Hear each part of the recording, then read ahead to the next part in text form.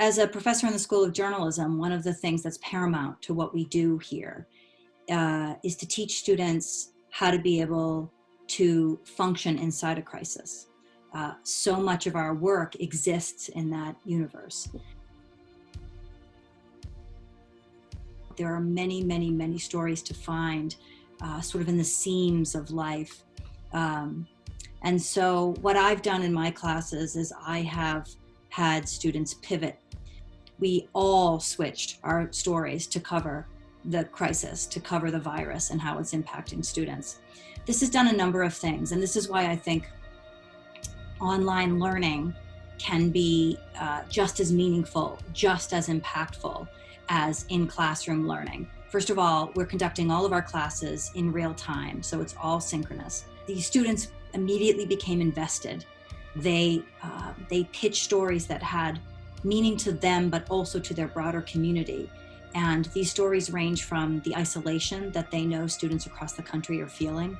We also have been talking about the gulf that some students are experiencing between their learning experiences. Some students have gone completely asynchronous, so the learning experience is on their own time, which has been helpful for many of them because they're across the globe, they're across the planet. And this is the sort of thing we're doing at CAMD and at Northeastern, is figuring out how to pivot and make this experience just as meaningful. Every class starts with my saying, what's going on?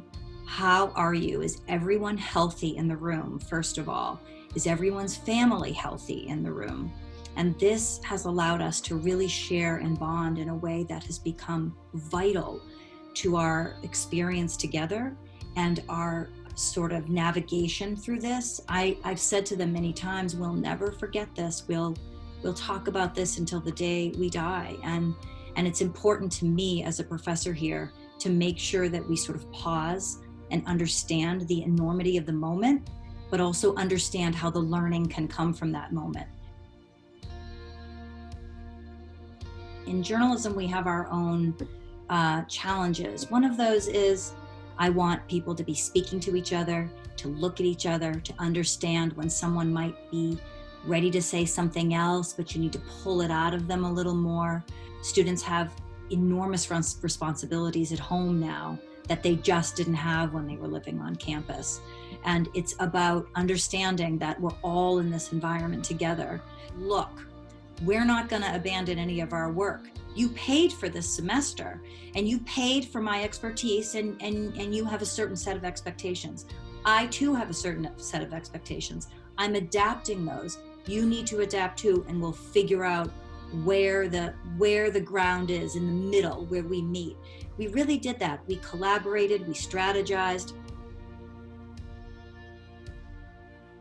I've also created office hours, which I think are critical to this.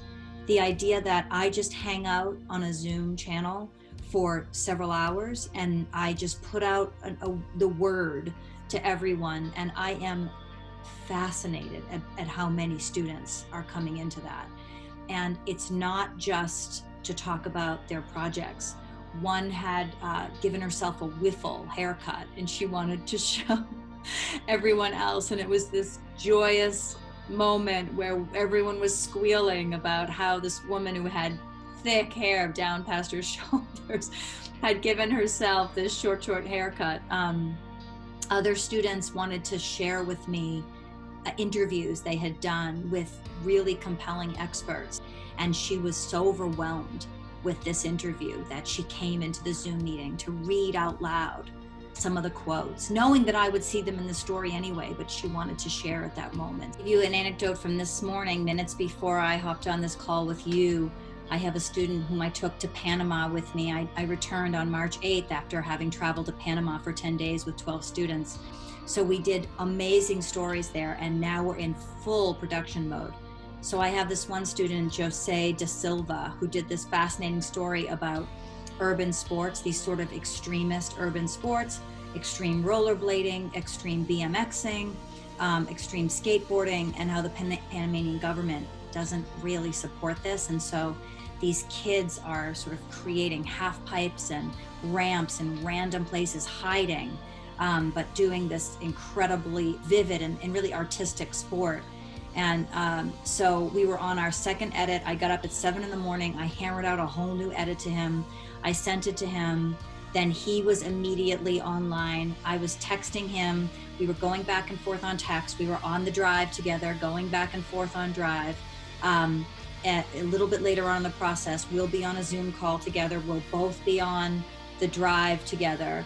And so it'll be as if we're in the same room because we have all of this technology at our disposal.